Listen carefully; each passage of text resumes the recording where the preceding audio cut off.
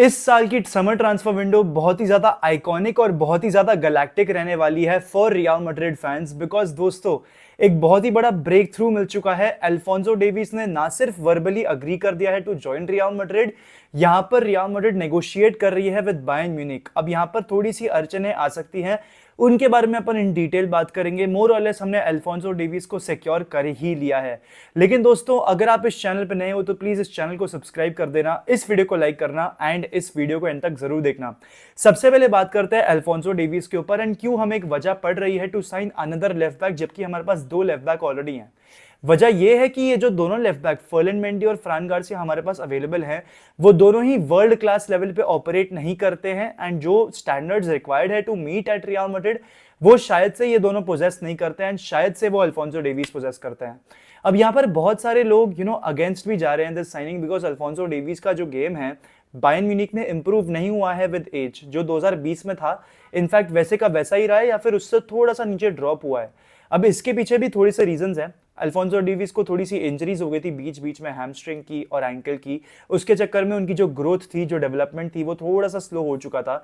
लेकिन apart from that Alphonso Davies मेरे ख्याल से अगर रियल मैड्रिड आएंगे तो Carlo Ancelotti can do a great job with him and he is an exciting prospect to have भाई। मतलब लेफ्ट हैंड साइड बहुत ही इलेक्ट्रिक होने वाला है, बहुत ही डायनामिक होने वाला है with the likes of Vinicius junior and Alfonso Davis. अब यहाँ पर फ्यूचर क्या होगा फर्लिन मेंडी का और फ्रान गार्सिया का वो तो देखना पड़ेगा अपने को।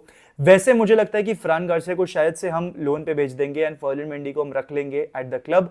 लेकिन यहां पर हमें यह भी फोकस करना पड़ेगा कि फर्लिन मेंडी का जो कॉन्ट्रैक्ट है वो भी एक्सपायर होने वाला है बहुत जल्दी 2025 में। तो बहुत जल्दी हमें या तो उनको एक नया कॉन्ट्रैक्ट ऑफर करना पड़ेगा या फिर उनको सेल ऑफ करना पड़ेगा यही समर में।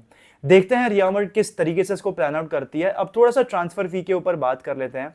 इनिशियली रियल मैड्रिड सिर्फ 35 मिलियन का ऑफर डालने वाली थी for Alfonso Davis because Alfonso Davis की कॉन्ट्रैक्ट में अब सिर्फ 1 साल रह गया है। Bayern Munich on the other hand 50 से लेके 60 मिलियन डिमांड कर रही है। अब ये न्यूज निकल कर आ रही है बाय प्लेटी गोल उर्फ फ्लोरियन पेटनबर्ग, जो कि बायर्न म्यूनिख के एक बहुत ही क्लोज सोर्स है एंड साथ ही साथ कार्डिनल लसैर भी रिपोर्ट कर रहे हैं कि रियल मैड्रिड उन डिमांड्स को मीट करने के लिए तैयार है। रियल मैड्रिड 50 मिलियन यही समर स्प्लैश करने वाली है for Alfonso Davis. Bayern Munich की डिमांड्स पूरी की पूरी तरीके से मीट होने वाली है। Alphonso Davies will be a Real Madrid player come this summer भाई। He will be joining Real Madrid and verbally हमने अग्री कर लिया है। बायर्न म्यूनिख के साथ थोड़ी बहुत और फॉर्मेलिटीज रह जाएंगी, वो कंप्लीट हो जाएंगी during the transfer window and Alfonso Davis will be joining real Madrid.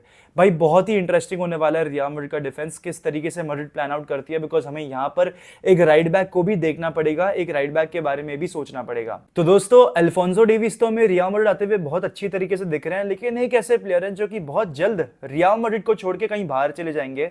जी हाँ दोस्तों, मैं बात कर रहा हूं आर्दा गुलर के बारे में। नहीं, not on a permanent deal लेकिन probably on a loan deal. अभी दोस्तों अगर तुमने मेरा कल का वीडियो देखा होगा जहां पर मैंने एक्सप्लेन करा है आर्दा गुलर की करंट सिचुएशन को इन डिटेल, तुम्हें मालूम है कि मैं 2 कंक्लूजन्स पे रीच आउट कर चुका था।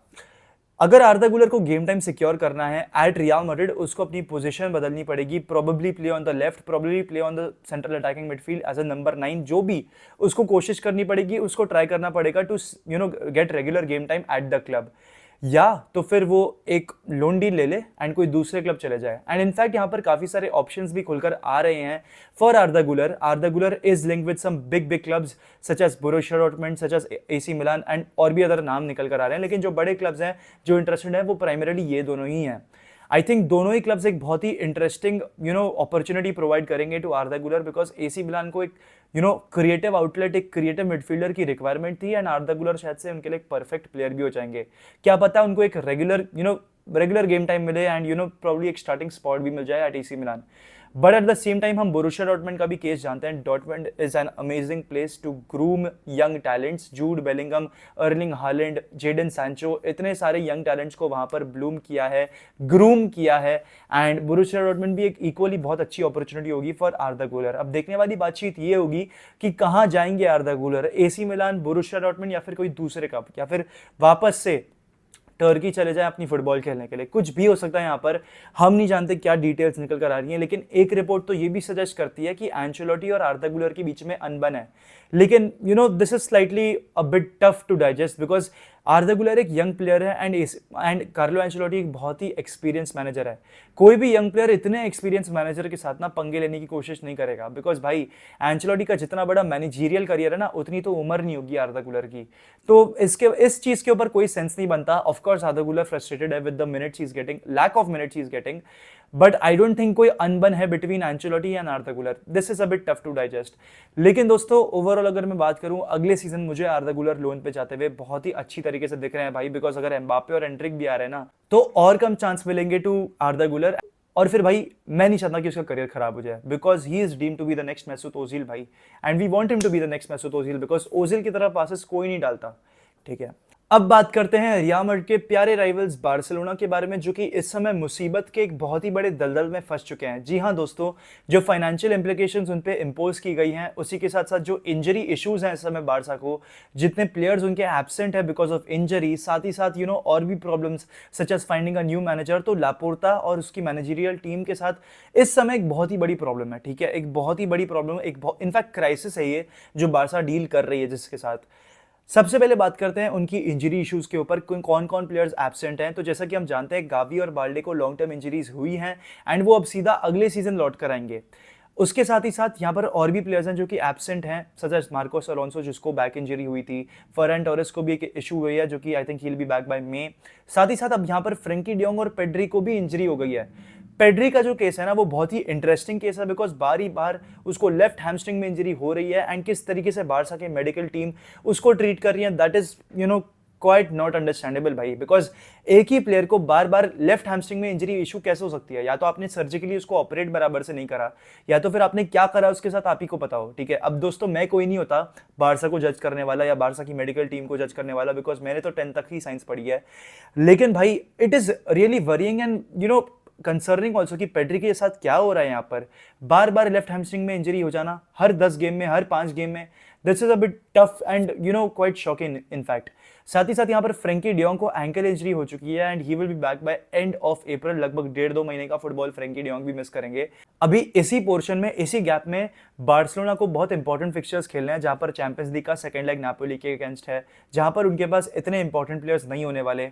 साथ ही साथ उनको फेस करना है रियल मैड्रिड को इन ला लीगा, एंड थोड़े बहुत इंपॉर्टेंट फिक्चर्स हैं ला लीगा में जो उन्हें खेलने पड़ेंगे। अब बारसा किस तरीके से डील करेगी, जावी कैसे इस चीजों को हैंडल करेगा, वो बहुत ही मुश्किल है। बट एक चीज पक्की हो रही है, जावी अपने डिसीजन को नहीं बदलने वाला of staying at Barcelona. He is going to leave, because भाई मैं सच बताऊं तो मेरे को सिमिलैरिटीज दिख रही हैं of Zidane's exit in 2021 and Xavi's exit जो अभी होंगी इन 2024। बहुत ही ज्यादा सिमिलैरिटीज दिख रही है भाई। जिस तरीके से जिडान का रोल स्क्रूटिनी में आ चुका था, जिस तरीके के इंजरी इश्यूज रियल मैड्रिड उस टाइम पे डील कर रही थी, 70+ इंजरीज मैड्रिड को, एंड बारसा को वैसी कोई इशू नहीं है लेकिन लॉन्ग टर्म इंजरीज ज्यादा हो रखी है।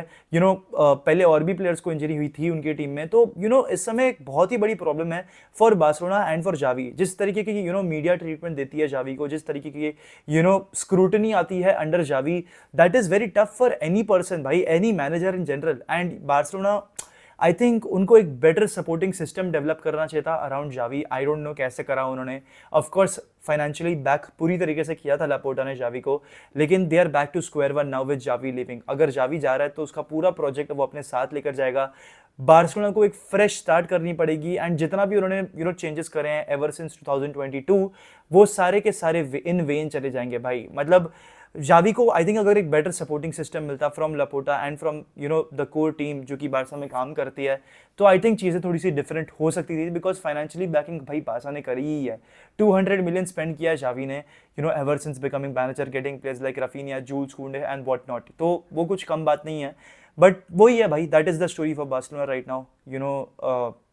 उनका सीजन पूरा इफ्स बट्स एंड मेबी से भर चुका है, एंड यही है भाई। I think Barcelona will end up getting the 3rd spot in La Liga. मुझे नहीं लगता कि वो जिरोना का ओवरटेक कर देंगे with these injuries, with the concerns, with the problems they are dealing with right now. And पूरी तरीके से पूरा ही सीजन टर्मोइल में ही जा चुका है बारसा का, एंड वही है भाई, लेट्स सी किस तरीके से वो उठकर वापस आते हैं। बट दोस्तों अगर आपको वीडियो अच्छा लगा हो तो प्लीज़ वीडियो को लाइक कर देना, मैड्रिड पंडित्स को सब्सक्राइब कर देना, एंड विद दिस यार हाला मद्रिद इन द मास हस्ता एल फिनाल वामोस रियल।